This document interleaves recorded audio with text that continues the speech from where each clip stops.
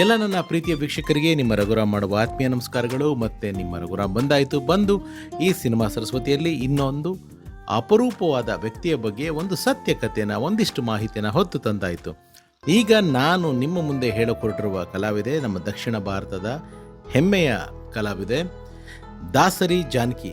ಹಿಂಗೆ ಹೇಳಿದ್ರೆ ಸಾಕಷ್ಟು ಚೆನ್ನಾಗಿ ಅರ್ಥ ಆಗೋದಿಲ್ಲ. ಅವರೇ ನಮ್ಮ ಡಬ್ಬಿಂಗ್ ಜಾನಕಿ. ಹೌದು ಸ್ನೇಹಿತರೆ, ಡಬ್ಬಿಂಗ್ ಜಾನಕಿ ಕನ್ನಡ, ತಮಿಳು, ತೆಲುಗು, ಮಲಯಾಳಂ, ಹಿಂದಿಲೂ ಕೆಲವು ಚಿತ್ರಗಳಲ್ಲಿ ಅಭಿನಯಿಸಿದ್ದಾರೆ. ಬಹಳ ಅತ್ಯಂತ ಸೌಮ್ಯ ಸ್ವಭಾವದ ಪಾತ್ರ ಇರ್ಬೋದು, ಇಲ್ಲ ಗಯ್ಯಾಳಿ ಪಾತ್ರನೇ ಇರ್ಬೋದು, ಎಲ್ಲದಕ್ಕೂ ಜೀವ ತುಂಬಿಸಿ ಅಭಿನಯಿಸಿದ್ದಂಥ ನಟಿ. ಇವರು ಮೂಲತಃ ಪೆದ್ದಾಪುರ ಅಂತ ಆಂಧ್ರ ಪ್ರದೇಶದ ಕಡೆ ಹೆಣ್ಮಗಳು. ಇವರ 4ನೇ ವಯಸ್ಸಿಗೆ ಅಶಾಂತಿ ಅನ್ನೋ ಒಂದು ನಾಟಕ, ಒಂದು ಪ್ಲೇ ಮಾಡೋದ್ರ ಮೂಲಕ ಇವರು ನಟನಾ ವೃತ್ತಿನ ಆರಂಭಿಸಿದ್ದಾರೆ. ಅವ್ರಿಗೆ ಚಿಕ್ಕ ವಯಸ್ಸಿಂದನೂ ತುಂಬ ಈ ಓದೋ ಅಭ್ಯಾಸಗಳಿತ್ತಂತೆ. ಸಾಕಷ್ಟು ಪುಸ್ತಕಗಳನ್ನ, ಅದು ಹಿಂಗೆ ಅವ್ರಿಗೆ ಅಭ್ಯಾಸ ಅದು ಬಂದಿದೆ ಗೊತ್ತಿಲ್ಲ, ಬಟ್ ತುಂಬ ಪುಸ್ತಕಗಳನ್ನ ಓದೋರಂತೆ. ಒಂದು ಸತಿ ಯಾವುದೋ ಹೀಗೆ ಅವರ ನಾಟಕದ ಗುರುಗಳು ಈ ರಷ್ಯನ್ ಒಂದು ಪುಸ್ತಕ, ನಾವಲ್ಲು ಇಂಗ್ಲೀಷಿಗೆ ಟ್ರಾನ್ಸ್ಲೇಟ್ ಆಗಿದ್ದು ಕೊಟ್ಟಿದ್ದನ್ನು ಓದ್ತಾ ಇರಬೇಕಾದ್ರೆ ಮಿಲ್ಟ್ರಿ ಬಗ್ಗೆ ಬರೆದಿದ್ರಂತೆ. ಅವತ್ತಿಂದ ಮಿಲ್ಟ್ರಿ ಅವ್ರನ್ನ ಮಾತ್ರ ನಾನು ದೊಡ್ಡವಳಾದ್ಮೇಲೆ ಮದುವೆ ಆಗಲ್ಲ ಅನ್ನೋದನ್ನು ಬಹಳ ದೃಢ ನಿರ್ಧಾರ ಮಾಡ್ಕೊಂಡಿದ್ರು. ಹಾಗೆ ಆ್ಯಕ್ಟಿಂಗು, ಈ ಡ್ರಾಮಾದೇ ಸಾಕು, ಯಾವುದೇ ಕಾರಣಕ್ಕೂ ಸಿನಿಮಾಗಳಲ್ಲಿ ಆ್ಯಕ್ಟ್ ಮಾಡಲ್ಲ. ಸಿನಿಮಾನಲ್ಲಿ ಆ್ಯಕ್ಟ್ ಮಾಡಿದ್ರೆ, ಆವಾಗಿನ ಒಂದು ಕಾಲದಲ್ಲಿ ಸಿನಿಮಾದಲ್ಲಿ ಆ್ಯಕ್ಟ್ ಮಾಡಿದ್ರೆ ಅವರು ಅಷ್ಟು ಒಂದು ಒಳ್ಳೆ ಮಾತುಗಳನ್ನ ಆಡ್ತಾ ಇರಲಿಲ್ಲ ಜನಗಳು. ಸೊ ಹಾಗಾಗಿ ಅವೆರಡೂ ನಾನು ಮಾಡಲ್ಲ ಅಂದ್ಕೊಂಡಿದ್ರು. ಅವ್ರ ಜೀವನದಲ್ಲಿ ಅವೆರಡೇ ಆಗಿದ್ದು. ಅಂದರೆ ಅವ್ರು ಸಿನಿಮಾ ನಟಿ ಆದರು. ಅವರು ಕೈ ಹಿಡಿದಂಥ ಪತಿ ಕೂಡ ಜಾನ್ ಬಾಬು ಅಂತ, ಅವರು ಮಿಲ್ಟ್ರಿ ಸರ್ವಿಸ್ ಮ್ಯಾನ್. ಅತ್ಯಂತ ಚಿಕ್ಕ ವಯಸ್ಸಿನಲ್ಲೇ, ಅಂದರೆ ತುಂಬ ಸಣ್ಣ ವಯಸ್ಸಿನಲ್ಲೇ ಇವರಿಬ್ಬರದು ಪ್ರೀತಿ ಹಾಗೂ ಅಂತರ್ಜಾತೀಯ ವಿವಾಹ. ಮಿಲ್ಟ್ರಿನಲ್ಲಿ ಅವರು ಫ್ರೀ ಇದ್ದ ಸಂದರ್ಭದಲ್ಲಿ ಈ ಜಾನಕಮ್ಮ ಅವರು ಆಡ್ತಿದ್ದ ನಾಟಕಗಳಿಗೆ ಬಂದು ಅವರು ಹಾರ್ಮೋನಿಯಂ ನುಡಿಸ್ತಾ ಇದ್ರಂತೆ. ಅವರು ಹಾರ್ಮೋನಿಸ್ಟು. ಹಾಗಾಗಿ ಅವರಿಬ್ಬರ ಮಧ್ಯದ ಸ್ನೇಹದಿಂದ ಪ್ರೀತಿಯಿಂದ ಮದುವೆ ತನಕ ಬಂದಿದೆ. ಅವ್ರ ಮನೆಯಲ್ಲಿ ಇಷ್ಟ ಆಗಿಲ್ಲ. ಜಾನಕಮ್ಮ ಅವ್ರದ್ದು ತುಂಬ ದೊಡ್ಡ ಫ್ಯಾಮಿಲಿ. ಅವರ ತಂದೆ ತಾಯಿಗೆ ಒಟ್ಟು 14 ಜನ ಮಕ್ಕಳಂತೆ.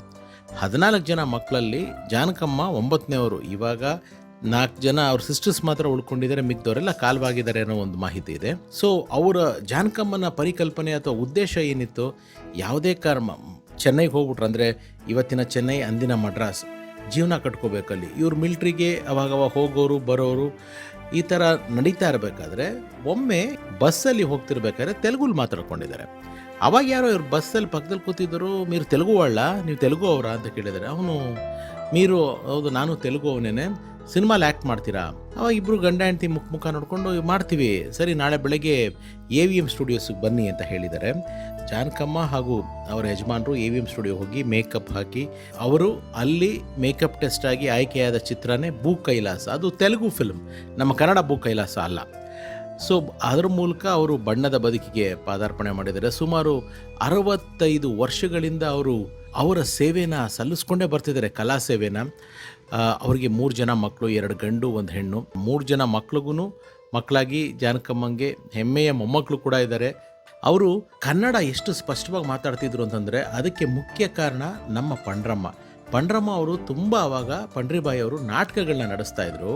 ಆ ನಾಟಕಗಳಲ್ಲಿ ನಮ್ಮ ಜಾನಕಿ ಅವರು ಕೂಡ ಅಭಿನಯಿಸ್ತಾ ಇದ್ರು. ಅವರ ಮಾಡಿದ ಮೊದಲನೇ ಕನ್ನಡ ಸಿನಿಮಾದ ಬಗ್ಗೆ ನನಗೆ ಮಾಹಿತಿ ಇಲ್ಲ, ಬಟ್ ಮೊದಲನೇ ಚಿತ್ರದಿಂದನೇ ಅವರೇ ಹಿನ್ನೆಲೆ ಧ್ವನಿ, ಅಂದರೆ ಅವರೇ ಡಬ್ ಮಾಡ್ಕೊಂಡು ಬಂದಿದ್ದಾರೆ. ಅವ್ರ ಪಾತ್ರಕ್ಕೆ ಬೇರೆಯವ್ರ ಕೈನಲ್ಲಿ ಡಬ್ ಮಾಡಿಸಿಲ್ಲ. ಬರೀ ಒಬ್ಬ ನಟಿ, ಒಬ್ಬ ಡ್ಯಾನ್ಸರ್ ಆಗಲ್ದೇನೆ, ರಂಗಕರ್ಮಿ ಆಗಲ್ದೇನೆ ಡಬ್ಬಿಂಗಲ್ಲಿ ಸಾಕಷ್ಟು ಅವರು ಚಿತ್ರಗಳಿಗೆ ಮಾಡಿದ್ದಾರೆ. ಆವಾಗ ಸಾವುಕಾರ್ ಜಾನಕಿಯಮ್ಮ, ಎಸ್ ಜಾನಕಿಯಮ್ಮ, ಈ ರೀತಿ ಜಾನಕಿ ಅನ್ನೋ ಹೆಸರುಗಳಲ್ಲಿ ಸಾಕಷ್ಟು ಒಂದು ಟ್ರೆಂಡಿಂಗಲ್ಲಿದ್ದಂಥ ಸಂದರ್ಭ. ಆಗ ಈ ಜಾನಕಿ ಅಂತ ಇದ್ದರೆ ಕನ್ಫ್ಯೂಸ್ ಆಗುತ್ತೆ ಅಂತ ಹೇಳಿ ಇವರು ಡಬ್ಬು ಮಾಡ್ತಿದ್ರಿಂದ ಡಬ್ಬಿಂಗ್ ಜಾನಕಿ ಅಂತ ಇವರಿಗೆ ಹೆಸರು ಬಂದಿದೆ. ಇವ್ರ ಮೂಲ ಹೆಸರು ಜಾನಕಿನೇ, ಡಬ್ಬಿಂಗ್ ಒಂದು ಇವರು ಮಾಡ್ತಿದ್ದರಿಂದ ಸೇರ್ಕೊಂತು. ಇವರು ನಮ್ಮ ಜೈಮಾಲಿನಿ ಮೇಡಮ್ ಅವ್ರಿಗೆ ವ್ಯಾಂಪಿಶ್ ಕ್ಯಾರೆಕ್ಟ್ರುಗಳಿಗೆ ವಾಯ್ಸ್ ಕೊಡ್ತಾಯಿದ್ರು. ಶ್ರೀಪ್ರಿಯಾ ಮೇಡಮ್ ಅವ್ರಿಗೆ ವಾಯ್ಸ್ ಕೊಡ್ತಾಯಿದ್ರು. ಆ್ಯಂಡ್ ನಮ್ಮ ಪದ್ಮಪ್ರಿಯಾ ಮೇಡಮ್ ಅವ್ರಿಗೂ ಜಾನಕಮ್ಮನೇ ವಾಯ್ಸ್ ಕೊಡ್ತಾ ಬರ್ತಾಯಿದ್ರು. ಸಂಸಾರ ಹೀಗೆ ಸಾಕ್ತಾಯಿತ್ತು. ಯಜಮಾನರು ಮಿಲ್ಟ್ರಿನಲ್ಲಿ ಕೆಲಸಕ್ಕೆ ಹೋಗ್ತಾಯಿದ್ರು. ಅವ್ರಿಗೊಂದು ಮೇಜರ್ ಆಕ್ಸಿಡೆಂಟ್ ಆಗಿಬಿಟ್ಟು ಬೆನ್ನಿಗೆ ಏಟು ಬೀಳುತ್ತೆ. ಆವಾಗ ಮಿಲ್ಟ್ರಿ ಕೆಲಸ ಕಡಿಮೆ ಆಗುತ್ತೆ, ಬಟ್ ತಪ್ಪೋದಿಲ್ಲ. ವರ್ಷಕ್ಕೆ ಒಂದು 3 ತಿಂಗಳು ಹೋಗಬೇಕಾಗಿರುವಂಥ ಸಂದರ್ಭ. ಬಟ್ ಅವ್ರ ಹೆಲ್ತು ಆ ಬೆನ್ನೋವಿಂದ ತುಂಬ ಪ್ರಾಬ್ಲಮ್ ಆಗೋಕ್ಕೆ ಸ್ಟಾರ್ಟ್ ಆಗುತ್ತೆ. ಆವಾಗ ಡಾಕ್ಟರ್ ಸರ್ಟಿಫಿಕೇಟ್ ಕೊಟ್ಟು ಅವರು ವಾಪಸ್ಸು ಬಂದು ಚೆನ್ನೈಯಲ್ಲೇ ಸೆಟ್ಲ್ ಆಗ್ತಾರೆ. ಜಾನಕಮ್ಮ ಸಿನಿಮಾ ಡಬ್ಬಿಂಗು ಈ ಥರ ಬ್ಯುಸಿ ಆದಾಗ ಅವರ ಯಜಮಾನರು ಶ್ರೀ ಜಾನ್ ಬಾಬು ಅವರು ಮಕ್ಕಳನ್ನ ಮನೇನ ನೋಡಿಕೊಂಡು ನಿಭಾಯಿಸ್ಕೊಂಡು ಬರ್ತಾ ಇದ್ದಂಥ ವ್ಯಕ್ತಿ. ಗಂಡ ಹೆಂಡತಿ ಒಬ್ರಿಗೊಂಡ್ರೆ ಒಬ್ರಿಗೆ ತುಂಬ ಪ್ರೀತಿ. 1997ರಲ್ಲಿ ಜಾನ್ ಬಾಬು ಅವರು ಡಯಾಬಿಟೀಸ್ ಪ್ರಾಬ್ಲಮ್, ಶುಗರ್ ಪ್ರಾಬ್ಲಮಿಂದಾಗಿ ತೀರ್ಕೊಂಡ್ಬಿಡ್ತಾರೆ.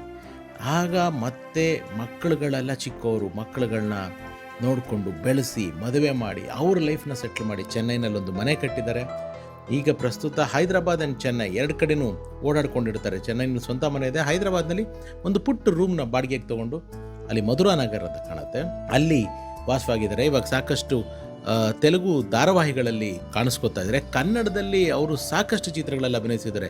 ಹೊಸ ಬೆಳಕುನಲ್ಲಿ ನಮ್ಮ ಅಣ್ಣವರ ಅಕ್ಕನ ಪಾತ್ರ ಮಾಡಿದರು. ಶ್ರಾವಣ ಬೆಂತುನಲ್ಲಿ ಈ ಗಯ್ಯಾಳಿ ಪಾತ್ರದಲ್ಲಿ ಕಾಣಿಸ್ಕೊಂಡಿದ್ರು. ಆ್ಯಂಡ್ ಜೀವನ ಚಕ್ರ ಚಿತ್ರದಲ್ಲೂ ಕೂಡ ಒಂದು ಸ್ವಲ್ಪ ಟಫ್ ಲೇಡಿ ಪಾತ್ರದಲ್ಲೇ ಕಾಣಿಸ್ಕೊಂಡಿದ್ರು. ನಮ್ಮ ಜಗ್ಗಣ್ಣನ ಜೊತೆ ಬೇವು ಬೆಲ್ಲ ಜನುಮ ನೀಡುತ್ತಾಳೆ ನಮ್ಮ ತಾಯಿ, ಆ ಹಾಡು ಜ್ಞಾಪಕ ಬರುತ್ತೆ. ಬೇವು ಬೆಲ್ಲ ಚಿತ್ರದಲ್ಲಿ ನಮ್ಮ ಜಗ್ಗಣ್ಣನ ತಾಯಿಯಾಗಿ ಅವರು ಅಭಿನಯಿಸಿದರು. ಇದೆಲ್ಲದಕ್ಕೂ ಕಳಶ ಇಟ್ಟಂಗೆ ಕೆ ವಿಶ್ವನಾಥ್ ಅವರ ನಿರ್ದೇಶನದ 15ರಿಂದ 16 ಸಿನಿಮಾಗಳಲ್ಲಿ ನಟಿಸಿದ್ದಾರೆ. ವಿಶ್ವನಾಥ್ ಸರ್ ಅವಕಾಶ ಕೊಟ್ಟಿದ್ದಾರೆ.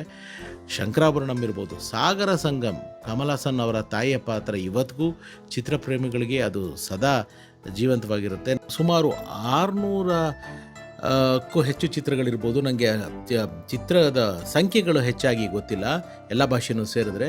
ಕೈಕಾಲು ಶಕ್ತಿ ಕೊಟ್ಟಿರೋವರೆಗೂ ನಾನು ದುಡಿತಾನೆ ಇರಬೇಕು ಅಂತ ಹೈದರಾಬಾದಿಗೆ ಬಂದು ದುಡಿತಾ ಏಕಾಂಗಿಯಾಗಿದ್ದಾರೆ. ಅಲ್ಲಿ ಇವತ್ತಿಗೂ ಜಾನಕಮ್ಮ ಅವರು ಮಲಗಿರಬೇಕಾದ್ರೆ ತಲೆಯಲ್ಲಿ ಯಾರೋ ಮುಟ್ಬಿಟ್ಟು ಸವರ್ಬಿಟ್ಟು ಹೇಳು ಶೂಟಿಂಗ್ ಟೈಮ್ ಆಯಿತು ಅಂತ ಹೇಳಿ ಎಪ್ಸೋ ಅಂಥದ್ದು ಒಂದೊಂದು ಘಟನೆ ನಡೆಯುತ್ತಂತೆ. ಆ್ಯಂಡ್ ಅದಕ್ಕಿಂತ ಒಂದು ವಿಚಿತ್ರ ವಿಶೇಷ ಅಂತಂದರೆ ಅವರು ಯಜಮಾನರು ಶ್ರೀ ಜಾನ್ ಬಾಬು ಅವರು ಸ್ಮೋಕರು, ಸಿಗರೇಟ್ ಸೇರ್ತಾ ಇದ್ರಂತೆ. ಇವರು ರೂಮ್ನಲ್ಲಿ, ಹೈದರಾಬಾದ್ ರೂಮ್ನಲ್ಲಿ ಸಡನ್ನಾಗಿ ಒಂದು ಸತಿ ಸಿಗರೇಟ್ ಸ್ಮೆಲ್ ಬರೋದಕ್ಕೆ ಸ್ಟಾರ್ಟ್ ಆಗುತ್ತಂತೆ. So his presence is there. ಅವರು ಇವ್ರನ್ನ ನೋಡ್ತಿದ್ದಾರೆ, ಇವ್ರನ್ನ ಕಾಯ್ತಿದ್ದಾರೆ ಅನ್ನೋ ಒಂದು ನಂಬಿಕೆನಲ್ಲೇ ಜಾನಕಮ್ಮ ಅವ್ರು ನನ್ನ ಜೊತೆಗೆ ಇದ್ದಾರೆ, ನನ್ನ ಕಾಯ್ತಾ ಇದ್ದಾರೆ ಅನ್ನೋ ಒಂದು ಖುಷಿ ನಂಬಿಕೆನಲ್ಲಿ ಜೀವನ ಸಾಗಿಸ್ಕೊಂಡು ಬರ್ತಾ ಇದ್ದಾರೆ. ತುಂಬ ವರ್ಷಗಳ ಹಿಂದೆ ನಾನು ಲಾಸ್ಟ್ ಟೈಮ್ ಹೈದರಾಬಾದ್ ಸರಣಿ ಮಾಡೋ ಟೈಮ್ನಲ್ಲಿ ಆಮಿನಿ ಮೇಡಮ್ ಅವರು, PBS ಅವ್ರ ಮಗ, ಇವ್ರದ್ದೆಲ್ಲ ರೂಪಾದೇವಿಯವರು ಇವ್ರು ಮಾಡೋ ಟೈಮ್ನಲ್ಲೂ ನಾನು ಸಂಪರ್ಕ ಮಾಡಿದ್ದೆ. ಆ್ಯಂಡ್ ಚೆನ್ನೈನಲ್ಲೂ ಒಂದು ಸತಿ ನಾನು ಡಬ್ಬಿಂಗ್ ಜಾನಕಿ ಅಮ್ಮ ಅವ್ರನ್ನ ಮಾತಾಡಿದ್ದೆ. ಅವ್ರಿಗೆ ತುಂಬ ಆಸೆ ಇದೆ ಕನ್ನಡ ಪ್ರೇಕ್ಷಕರಿಗೋಸ್ಕರ ಅವ್ರು ಮಾತಾಡಬೇಕು ಅಂತ. ಬಟ್ ಯಾಕೋ ಅವ್ರು ಈ ಶಫ್ಲಿಂಗಲ್ಲಿರೋದ್ರಿಂದ ಹೈದರಾಬಾದು ಚೆನ್ನೈ ಅದಿನ್ನೂ ಕೂಡಿ ಬರ್ತಾ ಇಲ್ಲ. ಖಂಡಿತ ಆ ಪ್ರಯತ್ನದಲ್ಲಿದ್ದೀನಿ. ಅವರು ಒಪ್ಪಿದ್ರೆ ಖಂಡಿತ ನಾನು ಅವ್ರ ಸಂದರ್ಶನ ಮಾಡೋದಕ್ಕೆ ತುಂಬ ಆಸೆ ಇದೆ.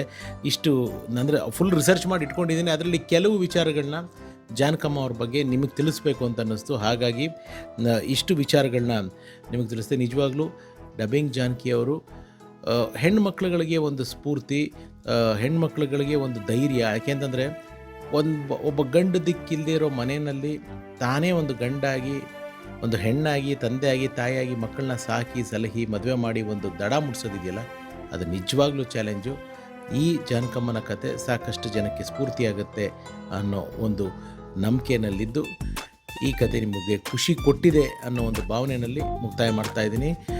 ಎಲ್ರಿಗೂ ಒಳ್ಳೆಯದಾಗಲಿ. ಸರ್ವೇ ಜನ ಸುಖಿನೋ ಭವಂತು. ನಾನು ನಿಮ್ಮ ರಘುರಾಮ್. Love you all. ನಮಸ್ಕಾರ.